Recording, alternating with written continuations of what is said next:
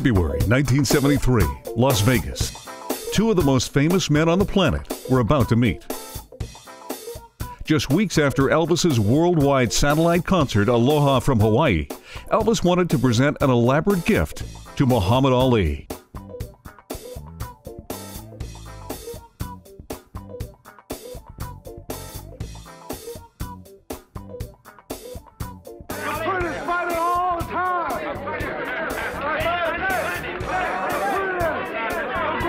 Elvis decided he wanted to give the champ something really unique that the champ would really be blown away by with all his artistic work on it. Well, the robe was kind of a fun project because it was a gift to Muhammad Ali from Elvis. And I think around that time, that's when Elvis was, on his concerts, was wearing a lot of what I called the burst suits, where all these, there was a red one, a blue and yellow one, and there were all these different types of jeweled bursts all over his body. At any rate, Bill Ballou had come in and said he wants to give Ali this robe, and would you do the robe up and heavily jeweled? So I did another version of that, a combination in colors.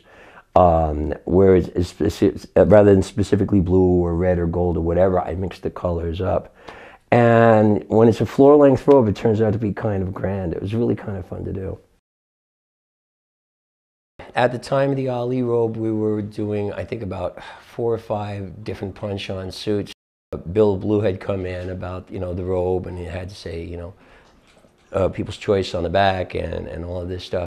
And I think right in the middle of this batch of suits, we had like 3 days to entirely do the robe and slip it through and then get back to what we were doing. So it was an interesting project.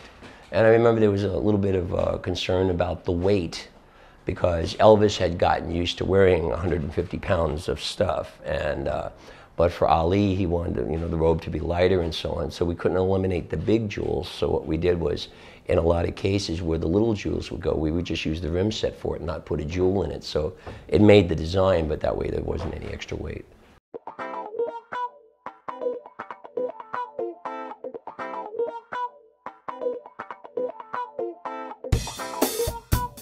Meeting Elvis was a big thrill for me, because I've been an Elvis fan all my life. I'm still an Elvis fan.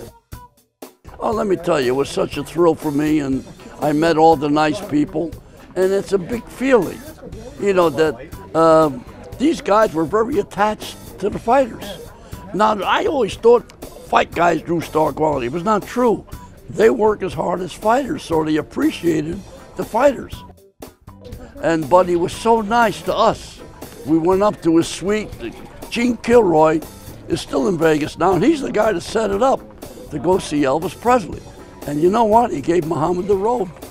Magnificent, you know what I mean? But it was a great night. Muhammad is the nicest human being God ever put on this earth. And I know that because I was with him all his fistic life.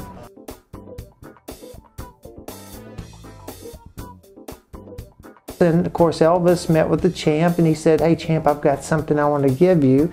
And he presented the robe in a box to the champ. The champ opened it up and was looking at it. He says, "Wow man, this is really great." And he turns it around and Elvis is standing there looking at him, standing beside him, and it says the People's Choice on the back of it.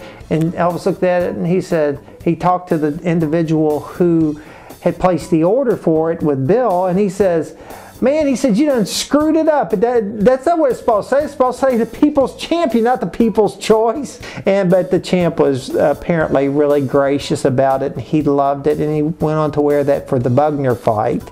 And now then, that robe's on display at the Ali Center in Louisville, Kentucky. Oh my God, I had forgotten. That's probably the very last of the pearlized blue nail heads that were on the Eagles here. Oh my goodness, look at this. Wow. Talk about memories, my God.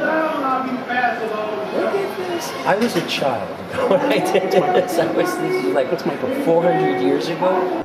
It was a little strange because this is quite an awesome room. That, you know, it's so visual, and then to see all of a sudden this standing here, it's quite amazing, and it's a big memory rush too, because I had totally forgotten on so many of the details, and I had forgotten how I had done the lettering, and those nail heads don't even exist anymore. When we were at the Ali Center, if you remember, we talked about the lettering on the back of the robe that was made up all of these beautiful blue pearlized nail heads.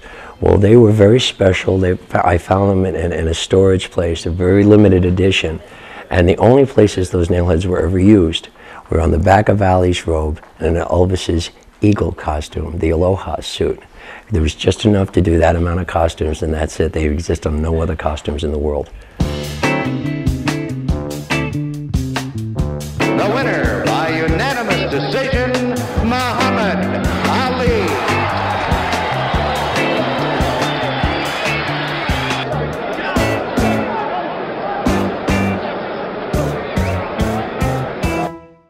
Whom Norton says, as you have seen in our interview with Kenny, has reduced him from being overconfident to merely confident. Now Ali is in ring center, dancing around in that robe that Elvis Presley gave him in Las Vegas some 6 weeks ago prior to his fight against the British heavyweight Joe Buck. Ali, who it seems to me has taken care